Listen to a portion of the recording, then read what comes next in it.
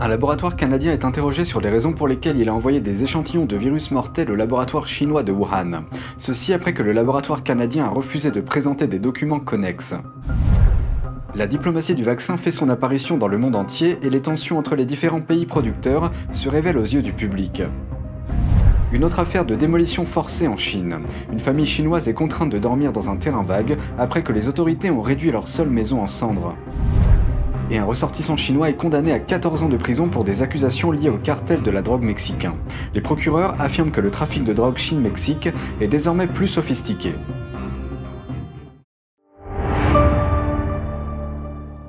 Bienvenue dans Regard sur la Chine, je suis Vladian Huitens. Une agence de santé canadienne de premier plan fait face à des questions sur les raisons pour lesquelles son laboratoire a donné des échantillons de virus mortels au laboratoire de virologie chinois de Wuhan. En 2019, le laboratoire national de microbiologie du Canada, ou NML, a donné des échantillons des virus Ebola et Nipah au laboratoire de Wuhan à des fins de recherche. Le NML est le laboratoire de niveau de sécurité 4 le plus élevé du pays. Il travaille avec certains des agents pathogènes humains et animaux les plus mortels. Le comité des relations Canada-Chine demande maintenant au NML et à l'Agence de santé publique du Canada de témoigner. Ceci après qu'ils ont omis de fournir des documents sur le transfert des virus. Dans un précédent témoignage devant le comité, le vice-président de NML semble admettre que le transfert a été effectué à la demande du laboratoire chinois de Wuhan. En entendant cet aveu, la commission a été stupéfaite.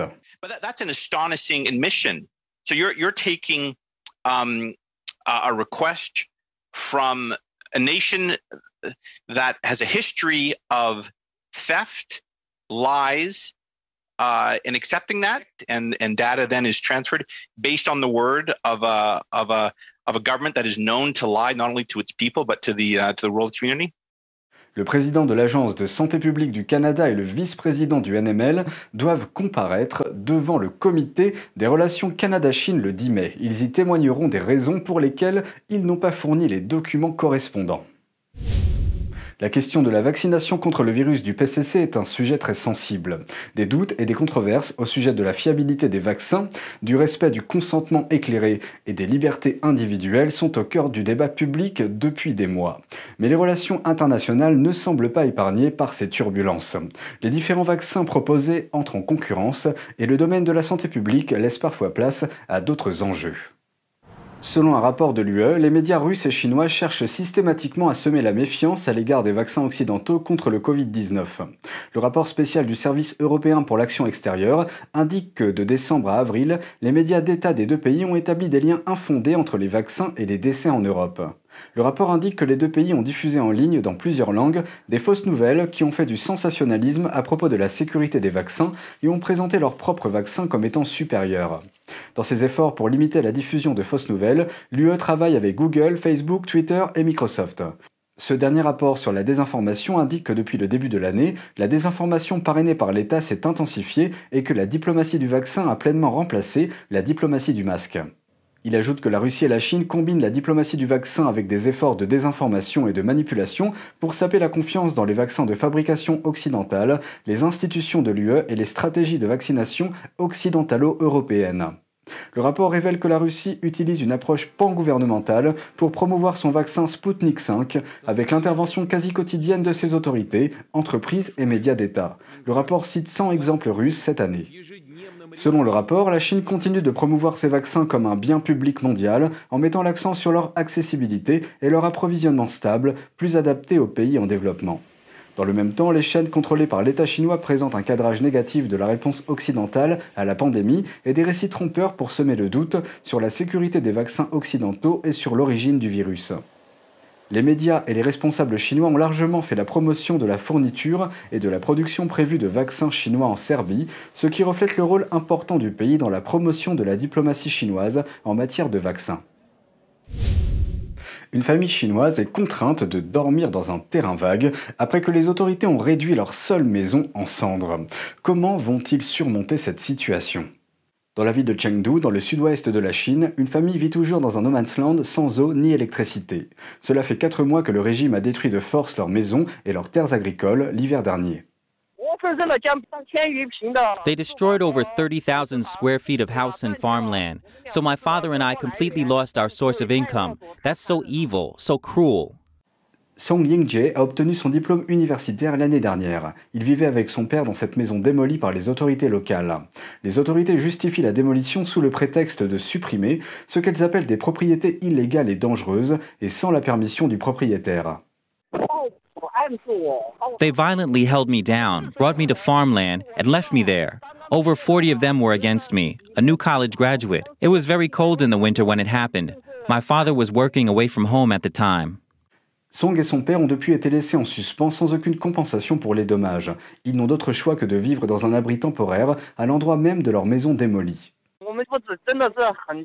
We're very angry. It's been almost 4 months since the incident. We approached local officials many times to resolve it, but they shifted the responsibility onto others and couldn't care less.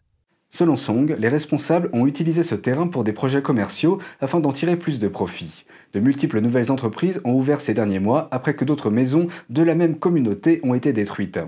Le site officiel du gouvernement local indique que 2 boulangeries, un supermarché et une pharmacie ont commencé à fonctionner depuis décembre dernier. C'est à ce moment-là que la famille de Song a perdu sa maison. Les autorités locales ont dit à Song de porter plainte après qu'il a rendu son mécontentement public. Mais Song dit qu'il doute que les tribunaux amènent les fonctionnaires à rendre des comptes. Ceci parce que beaucoup de résidents sont dans une situation similaire. Plusieurs ont également demandé justice, mais leurs tentatives ont échoué. Un ressortissant chinois est condamné à 14 ans de prison pour avoir blanchi l'argent de la drogue pour les cartels mexicains. Ce n'est pas un incident isolé, mais un phénomène croissant. NTD s'est entretenu avec un expert sur le partenariat élaboré entre la Chine et les cartels de la drogue. Le ressortissant chinois Xian Binggan a été condamné mardi dernier à 14 ans de prison. Son crime, blanchir les profits liés à la vente de drogues illégales pour le compte de trafiquants de drogue mexicains. Il a été condamné par un tribunal fédéral de Chicago. Les procureurs ont déclaré que Gan, qui vivait au Mexique à l'époque, a fait en sorte que plus de 500 000 $ de profit de drogues illégales soient récupérés à Chicago en 2018. L'argent était censé être transféré à des trafiquants de drogue au Mexique via divers comptes bancaires en Chine, mais la transaction a été interceptée par la police. 2 assistants du procureur ont déclaré « Le défendeur faisait partie d'un phénomène récent dans lequel un réseau relativement petit de courtiers en argent chinois basé au Mexique en est venu à dominer les marchés internationaux du blanchiment d'argent. » Derek Maltz, ancien chef de la division des opérations spéciales de la Drug Enforcement Administration, affirme que les cartels deviennent plus sophistiqués en s'associant avec des ressortissants chinois. So what they're doing is they're using Chinese nationals in our country, in many times, students that are here in the country for education. They're picking up multi-millions of dollars from drug trafficking organizations, and then they're dropping the money off to Chinese business guys in America. In some cases, they take the cash into casinos, they gamble with some of the cash, right? They cash out and they have the cash here available. They're buying real estate, they're paying for college in cash, they're making a lot of cash transactions. Selon Maltz, ces ressortissants chinois déplacent souvent l'argent en utilisant des applications bancaires cryptées comme celle de WeChat, ce qui rend la traque et les poursuites difficiles. Une autre méthode qu'ils utilisent consiste à acheter pour des centaines de millions de dollars de biens de consommation en Chine.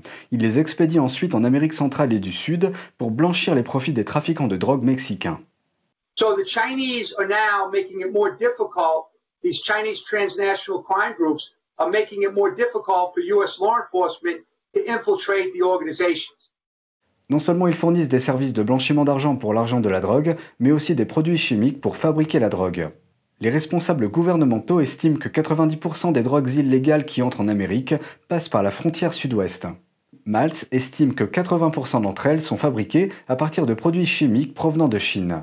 Il dit croire que le Parti communiste chinois joue probablement un rôle, et que cela pourrait faire partie de la guerre sans restriction du PCC contre l'Amérique. Although we don't have the smoking gun of the role of the CCP, if you talk to experts that have worked with the Chinese, that understand the Chinese culture, the CCP controls the country, right? Their communication networks, their financial networks. All these chemical companies, 160,000 plus, that are all over China, producing all of these synthetic drugs, right? It's hard to imagine that the CCP wouldn't have at least knowledge and encouragement of these organizations to continue what they're doing. Maltz dit s'attendre à ce que ces réseaux criminels deviennent de plus en plus complexes et avancés à mesure qu'ils collaborent davantage avec la Chine. NTD TV vous propose chaque jour 1 heure de programme en français à la télévision, accessible gratuitement sur Orange 548, Free 799, Bouygues 802 et SFR 921. Première diffusion à 20h et rediffusion le lendemain à 13h. Vous pouvez aussi regarder nos vidéos sur le site ntdtv.fr et la plateforme ntdtv.fr YouMaker.